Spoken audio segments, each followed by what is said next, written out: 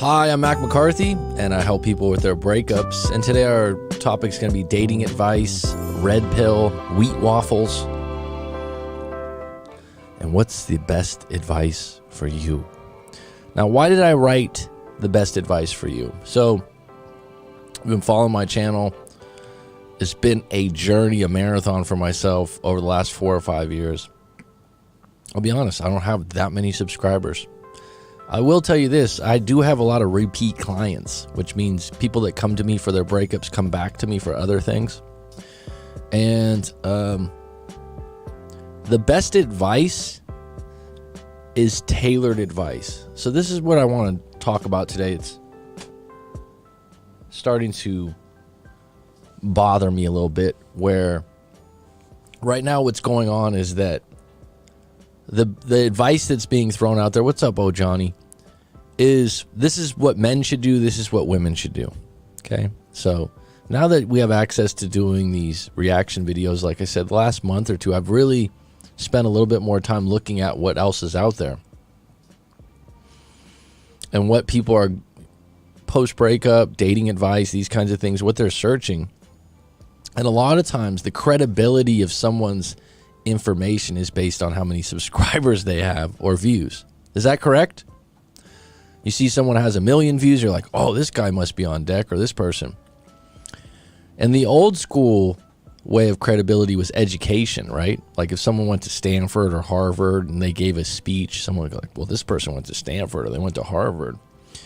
And the reason academia is a little bit different is they would hopefully use more stats, research, books, multiple resources that were a little bit more objective. Now, what I'm finding now is people will use these stats, resources, and studies, but they won't really know where they came from. They'll, like Psychology Today had a post, so they're going to talk about it, not knowing who wrote who. Like they'll be like, oh, John Johnson wrote this post, but they don't really know who John Johnson is. Okay, so what's happening now, though, is that people are having these large platforms with devout followers, and they're telling everyone, men do this, women do that. Men do this, women do that. Let me just tell you something right now. Most advice is given from an individual's own life experience and how they want to skew it. It's the same thing for the news, right? If the news wants to be more liberal, then they'll paint the news a certain way. If they want to be more right-wing, if you will, they'll paint the news the same way. These dating coaches, red pill, blue pill, black pill, purple pill, all these labels that people are identifying with, the reasons why they're identifying with them is it suits them as individuals. Do you understand what I mean by that? And this is why the best advice is tailored advice, okay? When I get someone in a coaching situation, I don't go, oh, hey man, you got to be red pill, or you must be purple pill, or you blue pill. It's ridiculous. Why would you want to identify with a large group of people on a set of beliefs with the premise that you're a pill? Okay? Figure out what you want as an individual and how you look at the world. Right? Figure that out. All right, I'll come back to this in a moment. Oh, Johnny, let me answer this question. Anyone else has some questions in the live stream, throw them up. I'm going to come back to this. We're going to actually unpack this video. Best debate panel ever. An adult actually wrote that. Best debate panel ever in the world, with names like Wheat Waffles, TFM, and Wheat Waffles, surprise, surprise, did not show his face in it. TFM, Keysa Noble, and Kevin. And, you know, okay, so these people are the aficionados of the dating world. And what they're going to do is they're going to just give you a very narrow landscape of what they think, which think means opinion, no facts, about what dating is. And really what they're going to do is it's going to be highly biased. So we'll get into that in a moment, but oh, Johnny, let's answer your question. What does it mean when your girlfriend doesn't feel that I don't reciprocate the same emotional investment that she does? For you, for example, I don't put effort to do things she likes to do. All right, number one question, Johnny. Do you feel that that's a valid statement? So before you can fix something, you have to feel like it's true. What's up, Rye Flint? It's going to be a good one today. Number 2, oh, Johnny, I need to know like specifically what they are. But sometimes there's some people out there that go, you don't have the emotional. Is this a theme that you could never win? All right. It's like if you're with a woman and she's always saying that you don't care about me as much as I care about you. Here's the reality. I've just had this talk with someone recently. Relationships aren't a fair division of love. Okay. No one's going to be in a relationship where it's exactly, I love you 100% and you love me 100% every day. There's usually someone that kind of maybe loves the other person a little bit more, however that's conveyed. Okay. And it teeter-totters day to day sometimes. People don't want to realize that, or, oh, that's not what real love is. Okay, fine. Okay, fine. It's not like I don't want to do it, but she doesn't think I take the initiative to do stuff she likes to do. I know your stories if you're with the same woman. The question is, do you feel like you do the things and have other women have accused you of the same thing? Oh, Johnny, that'd be my number one question. But there's some people out there, for example, let's look at it a different way. You got a billionaire. There's billionaires right there. They have money that they could never spend in 5 lifetimes, but yet they're still business people. They're flying the globe. They're starting new businesses. Why? It's a power grab, right? Or they could have grew up poor and they just never think it's enough. There's people I know that are rich. It's not a power grab. Everyone goes, oh, it's a power grab. Oh, it's ego. Some people, they grew up so poor that they never think they're rich. Even though from the outside, you're like, oh my God, why don't you retire and go to an island? That's what, you know what I'm saying? It's perspective. So when she says you don't reciprocate the same emotional investment that she does for you, for example, I don't put effort to do things she likes to do. That's a very selfish statement. And she doesn't realize it, but she's saying, well, you should look at the world and do things the way I do them. Well, you have to ask yourself, oh, Johnny, do you like who you are as oh, Johnny?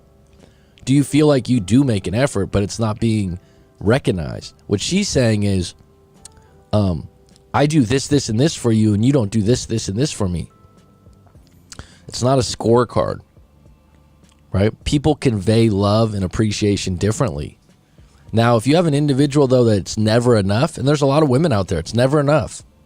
I've had a lot of clients I'm just walking on eggshells. I never can do enough. That's not your problem. It's their problem. So, and then those are the kind of situations where you go and make a big effort and then they still not enough, or they say, oh, this is just fake. You're not going to win. You could do some couples work, probably. Get a referee. I'm actually doing couples work now, oh, Johnny. I've done it with a couple clients. It's gone really well.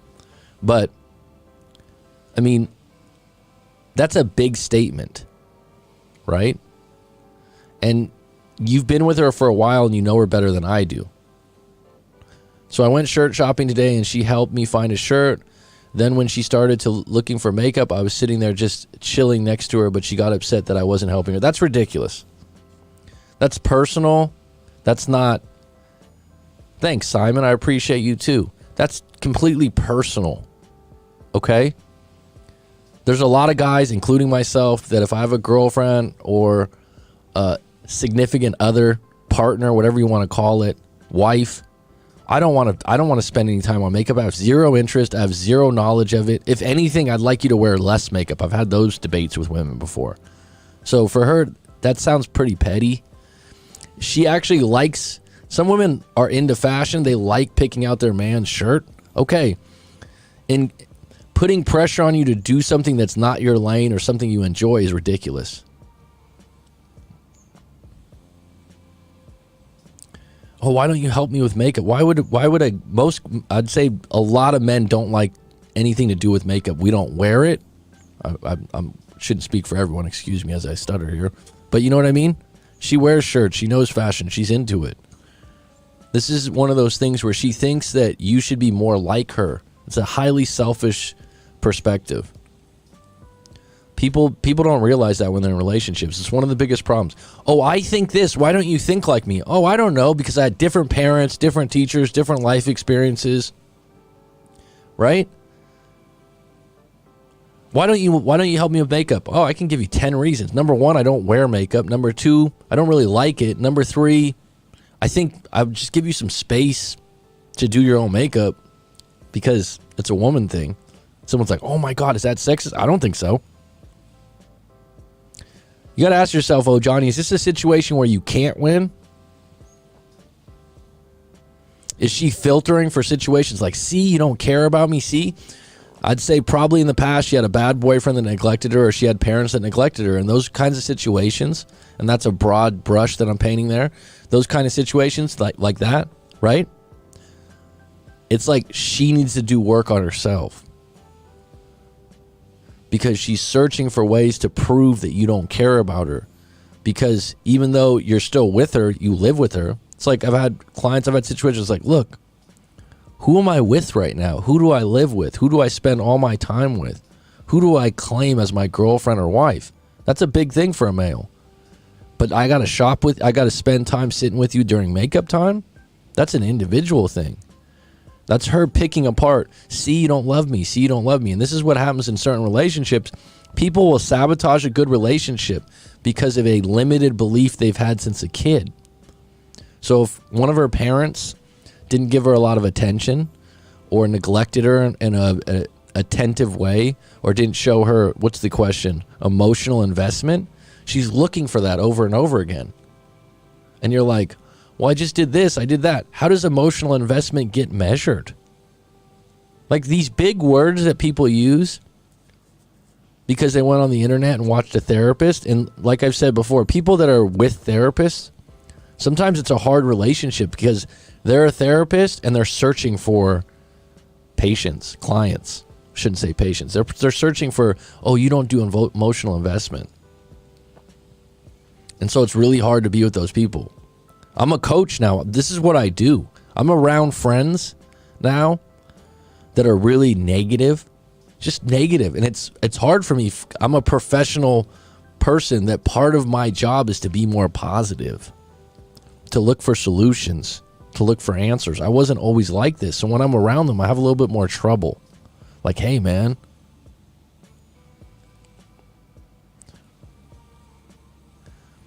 And oh, Johnny, you're not going to change that. So what I would suggest, you got a couple options, okay? But I know your situation a little bit because you know me, I have a good memory when we've done a live coaching before. But here's the thing.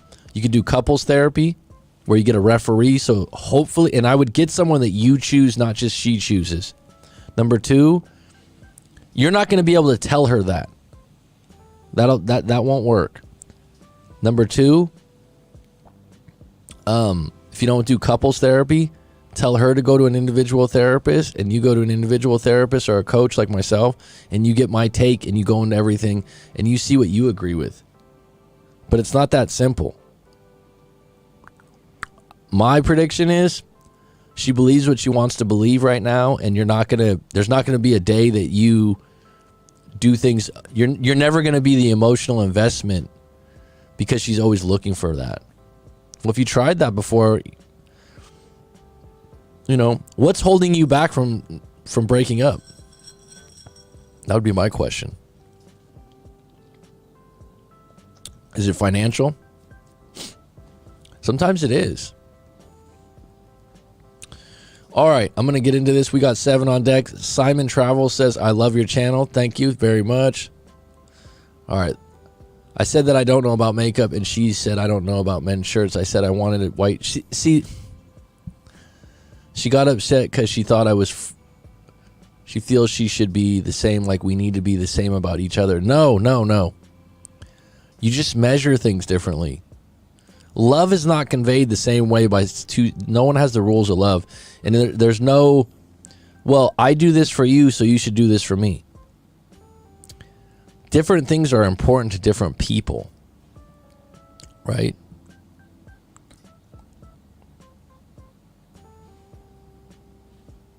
The couples thing, but the guys sucked. We tried that before. I don't know what you mean by the guys sucked. All the attention that her mama ain't give to her. Mama neglected her, and she's looking from that from me. Well, the problem is that when someone's been Like I said, to give you an example that a lot of people can relate to, when you notice someone's, like I said, like a multimillionaire rich person, and you're like, why wouldn't they just want to retire and be done? Because the bucket that they are trying to fill has a hole in it. And they're like, oh, it's not enough, it's not enough. And they keep reverting back in their life to when they were poor and they had no shoes and they, you've heard people do this. Oh, when I was a kid, I was this, I was that. It's the same thing with a lot of guys that lift weights, in the sense that like they're trying to look like Arnold Schwarzenegger, right? A lot of them, why do they want to get to that point? It's because they were really small or meek when they were young, and I've met guys where I'm like, when are you gonna, they get into steroids. It's like, what are you trying to accomplish here? You're not if you're, in the Olympics, you're in a competition, okay, but like, what's your real intention in doing this?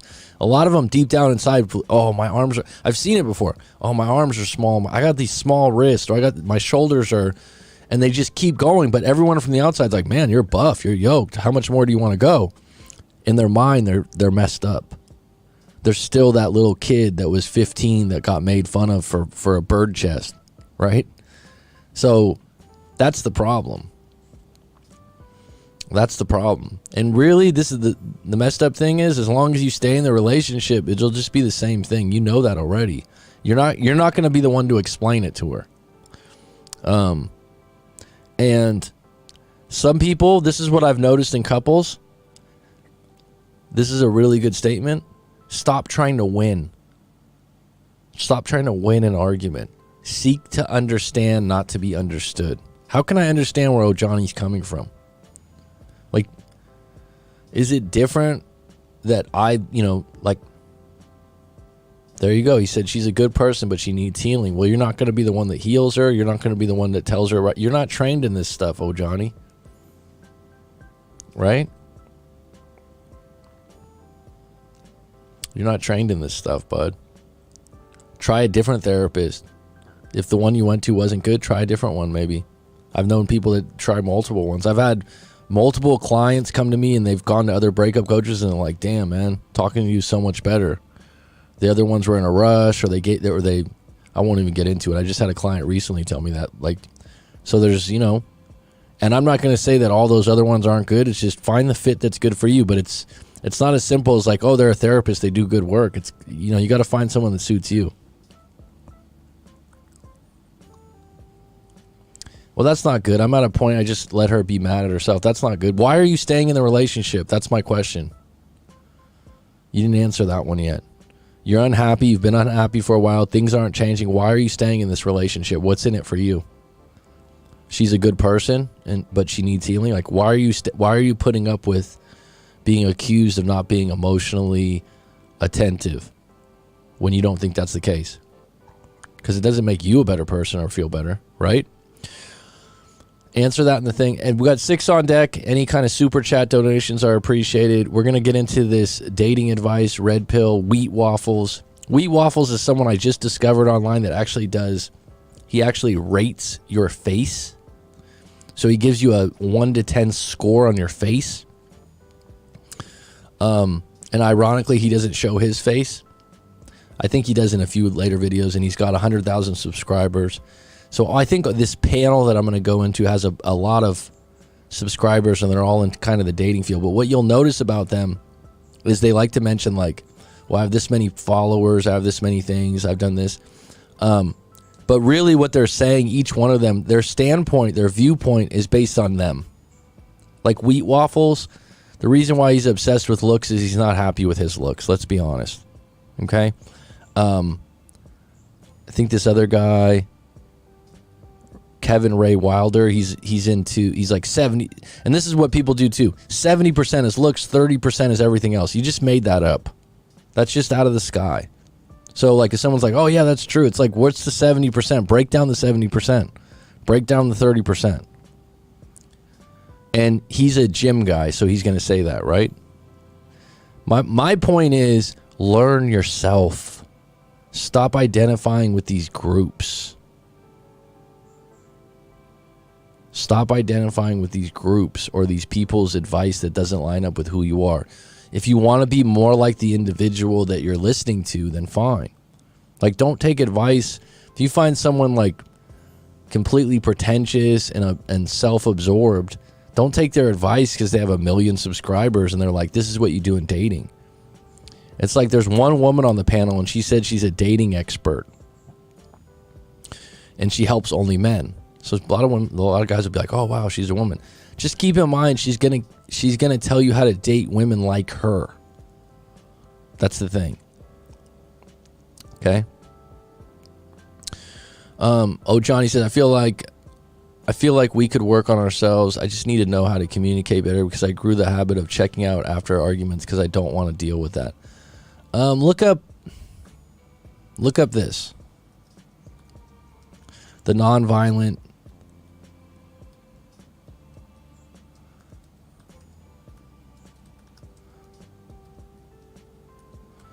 by Marshall Rosenberg. You start using that. It's a bad name, nonviolent, because I'm not suggesting that you're violent, okay? It's just what to use. What's up, Skinner?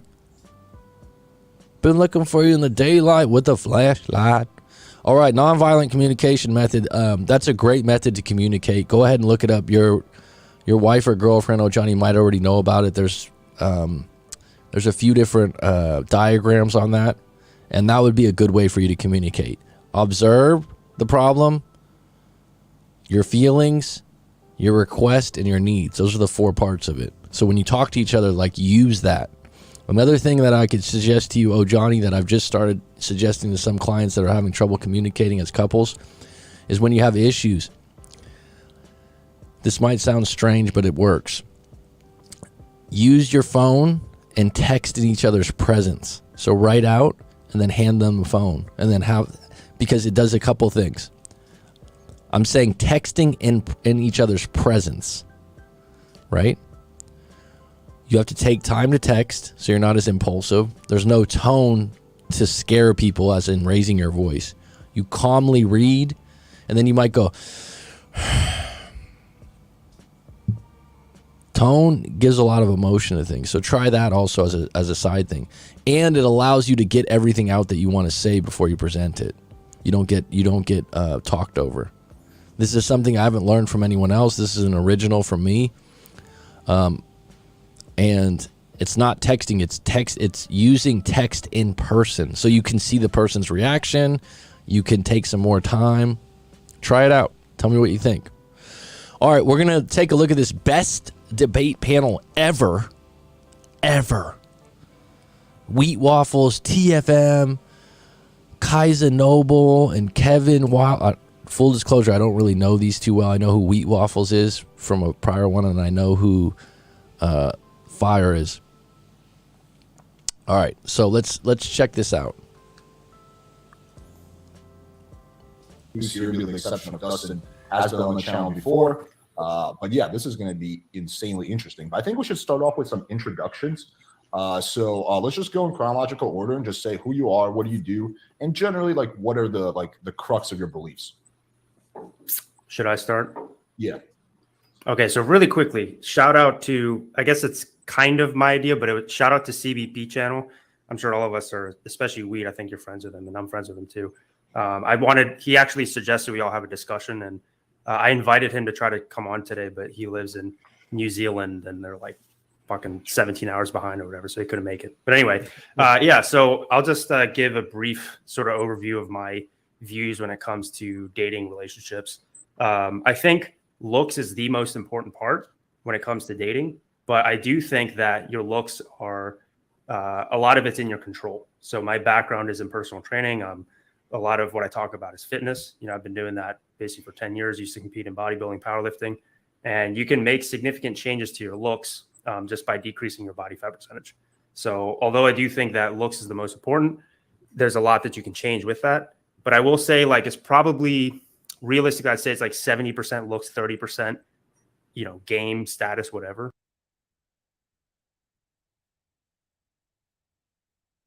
So he's into training your body. So 70% of it's looks. Says Kevin Ray Wilder. Okay, so this isn't a rule. This is a fucking opinion. When someone's like, "Oh my God, 70% looks," and then he goes, and it's like 30% other stuff, right? Okay, this is where you have to. The individual on a lot of these platforms, they're not bad, but they're giving mass advice, right? So it's like, oh, here's my channel, shout out to so-and-so, shout out to so-and-so, I have 100,000 subscribers, I have this. They're speaking to masses. They're not doing individual coaching calls or giving individual advice. If you've been on the channel just right now, Johnny, who's been on my channel, I've actually done some coaching with him, right? That's individual advice I just gave him. I didn't say, oh, all men do this, all men do that. Hey, 70% of your situations looks. It's rubbish. I'm so sick of it because it's not that it's not true. It's true, especially to the individuals conveying it. But there's no rules to men and women dating. The best advice is to talk to someone about your individual wants and needs and who you are. Like, break shit down for yourself. You go to some of these channels like Wheat Waffles, and he's like, send in a picture and I'll judge your face on a scale of 1 to 10. And people are like, all right, yeah, judge my, and then they go, oh, I don't care that much. And then someone gets like a 5 out of 10. They're like, oh my God, like I got a 5 out of 10. Says who? Some guy named Wheat Waffles that doesn't show his face on YouTube, right? 10 other people can do a rating of your face and give a different answer. Okay, so when you get these individual advice and they're like, oh, and watch when they introduce themselves, how they talk about themselves, right? Playlist 003. I help people primarily with their breakups, okay? But some people ask for dating advice. But I'm talking, these individuals right here are in a debate about the best debate ever, and they're talking about, does looks, number one, is looks count first and foremost in dating? And you know what my answer is?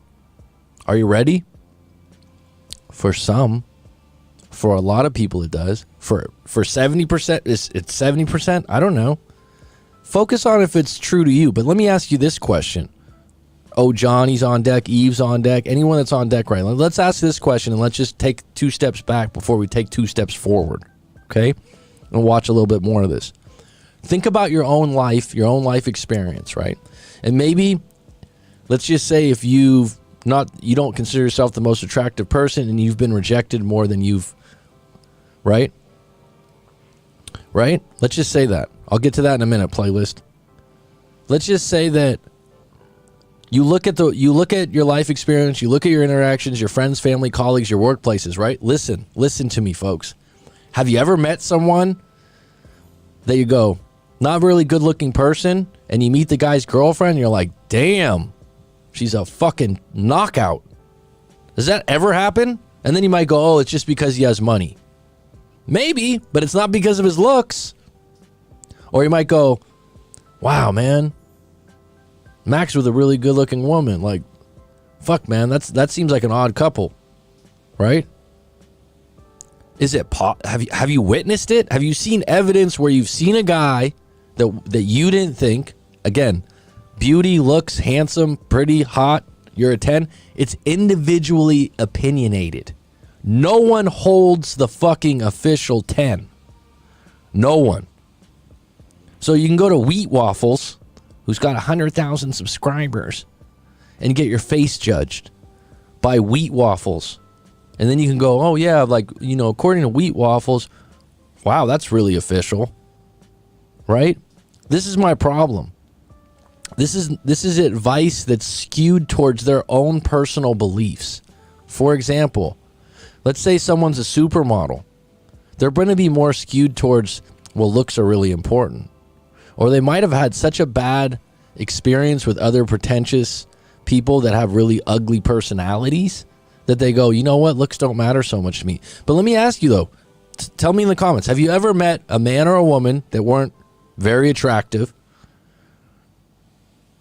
or below average attractive, and they're with someone you're like, damn, good for you? Now, if you go and look at them and you're like, damn, that's not going to last, that's jealousy. right? But haven't you met people like this before? And like I said, and that's the thing. When someone's like, "Oh, it's all about looks. It's all about looks." To you, it is.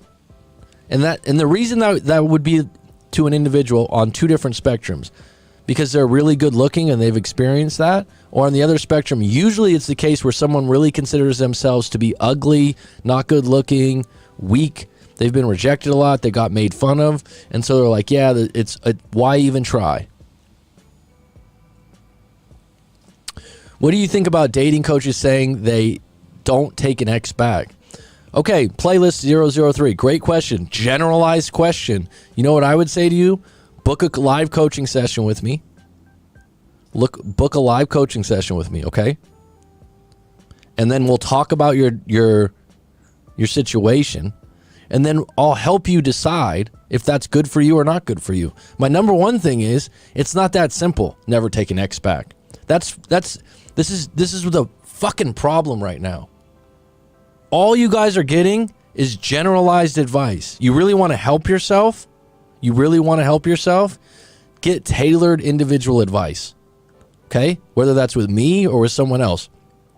Stop going, "Oh yeah, well what about for men and women? What about for you?" So what I would do, playlist 003, I'd say, "Hey, write your story out, book a live coaching session, and then we're going to talk about what's the problem."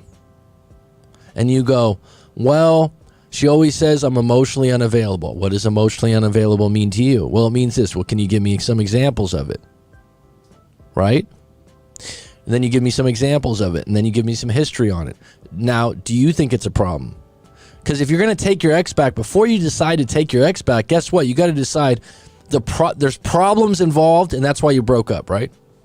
Why do you break up? There's a problem, there's two problems, there's three problems.